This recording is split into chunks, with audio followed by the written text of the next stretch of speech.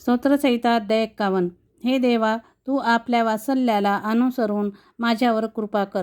तू आपल्या विपुल करुणेला अनुसरून माझे अपराध काढून टाक. मला धुवून माझा दोष पूर्णपणे काढून टाक. माझे पाप दूर करून मला निर्मळ कर, कारण मी आपले अपराध जाणून आहे. माझे पाप तुझ्यापुढे नित्य आहे. तुझ्या विरुद्धच मी पाप केले आहे. तुझ्या दृष्टीने जे वाईट ते मी केले आहे. म्हणून तू बोलशील तेव्हा न्यायी ठरशील व निवाडा करशील तेव्हा निस्पृह ठरशील. पहा, मी जन्मातच पापी आहे. माझ्या आईने गर्भधारण केले तेव्हाचाच मी पातकी आहे.